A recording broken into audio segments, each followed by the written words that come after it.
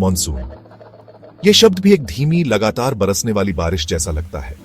कई पीढ़ियों से यह मौसमी हवा भारत में जीवन को आकार देती रही है। यह सिर्फ बारिश नहीं है, यह हवा में एक एहसास है, जमीन में एक बदलाव है। किसानों से लेकर मछुआरों तक हर कोई मॉनसून के आने का इंतजार करता है। यह हवा, यह बारिश यूं ही नहीं आती। यह पुराने रास्तों पर चलती है, सूरज और समुद्र के इशारों पर। मॉनसून शब्द अरबी शब्द मौसम से आया है, जिसका मतलब होता है मौसम। और घड़ी की तरह मॉनसून का मौसम आता है, इंडिया या सबकॉन्टिनेंट में बदलाव और जीवन लाता है। मॉनसून नई शुरुआत का समय होता है। सूखी नदियां पानी से भर जाती हैं, धूल भरे खेत हरे भरे हो जाते हैं। हवा जो कभी गर्म और भारी होती थी, ठंडी हो जाती है और गीली मिट्टी की खुशबू से भर जाती है। यह जश्न का समय है, प्रकृति की शक्ति और कृपा की याद दिलाता है। भारत में मॉनसून की दो मुख्य शाखाएं होती हैं, दक्षिण पश्चिम मॉनसून और नॉर्थ ईस्ट मॉनसून। हर एक देश के अलग अलग हिस्सों में अपना अलग रंग लाती है। दक्षिण पश्चिम मॉनसून जो जून के आसपास आता है, इन दोनों में ज्यादा मशहूर है। यह अरब सागर से आता है, पश्चिमी तट और मध्य मैदानों में भारी बारिश लाता है। यही वह मॉनसून है जो केरल के हरे भरे नजारों को रंग देता है और पंजाब के खेतों में जीवनदायी पानी लाता है। जैसे ही दक्षिण पश्चिम मॉनसून कमजोर होता है और वापस जाता है, नॉर्थ ईस्ट मॉनसून अपनी यात्रा शुरू करता है। बंगाल की खाड़ी से शुरू होकर यह भारत के पूर्वी तट, खासकर तमिलनाडु और आंध्र प्रदेश में बारिश लाता है। हालांकि यह अपने दूसरे वाले जितना शक्तिशाली नहीं है, लेकिन इन क्षेत्रों में खेती और पानी के रिसोर्सों के लिए यह बहुत जरूरी है। मॉनसून का जन्म जमीन और समुद्र के बीच एक दिलचस्प नाच है, जिसे सूरज की गर्मी चलाती है। जैसे ही गर्मियों में सूरज इंडिया या सबकॉन्टिनेंट पर चमकता है, जमीन आसपास के महासागरों की तुलना में बहुत तेजी से गर्म होती है।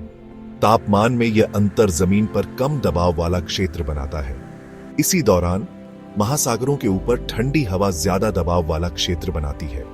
प्रकृति जो हमेशा संतुलन चाहती है, इन दबाव के अंतर को बराबर करने के लिए दौड़ती है। कम दबाव से खींचकर महासागरों के ऊपर से ठंडी, नमी वाली हवा जमीन की ओर दौड़ती है। समुद्र के ऊपर से अपनी यात्रा से नमी लेकर भारी हुई ये हवाएं गर्म जमीन से टकराते ही ऊपर उठती हैं। जैसे ही हवा ऊपर उठती है और ठंडी होती है, यह संघनित होकर बादल बनाती है, जो बारिश के रूप में अपना कीमती भार छोड़ते हैं। यह चक्र चलता रहता है, भारत में जीवनदायी मॉनसून की बारिश लाता है।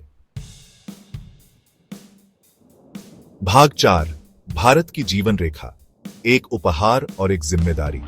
मॉनसून को अक्सर भारत की जीवन रेखा कहा जाता है, और यह सही भी है। इंडियाई अर्थव्यवस्था की रीढ़ कृषि मॉनसून की बारिश के समय पर आने और बंटने पर बहुत निर्भर करती है। चावल के खेतों से लेकर चाय के बागानों तक फसलें अपने अस्तित्व के लिए इस सालाना बारिश पर निर्भर करती हैं। मॉनसून भारत की नदियों, झीलों और भूजल भंडार को भी भर देता है, जिससे लाखों लोगों के लिए पानी की सुरक्षा सुनिश्चित होती है। यह वह समय होता है जब बांध भर जाते हैं, जिससे बिजली और सिंचाई के लिए पानी मिलता है। मॉनसून एक प्राकृतिक संसाधन है, एक उपहार जो जीवन और आजीविका को बनाए रखता है। हालांकि मॉनसून का आशीर्वाद जल्दी ही आपदा में बदल सकता है। अनियमित बारिश, सूखा और बाढ़ आम होते जा रहे हैं, जिससे खेती, बुनियादी ढांचे और मानव जीवन पर असर पड़ रहा है। जलवायु परिवर्तन अनिश्चितता को बढ़ा रहा है, जिससे मॉनसून का व्यवहार कम अनुमानित हो रहा है। भाग 5, मॉनसून की कहानी, हमारा साझा भविष्य। मॉनसून सिर्फ एक मौसम की घटना नहीं है, यह इंडियाई संस्कृति, धर्म और दैनिक जीवन के ताने बाने में बुनी गई एक कहानी है। सदियों से इसने खेती के तरीकों, त्योहारों और यहां तक कि कलात्मक अभिव्यक्तियों को भी आकार दिया है। मॉनसून को समझना सिर्फ एक वैज्ञानिक प्रयास नहीं है, यह प्रकृति के साथ हमारे जुड़ाव को समझने के बारे में है।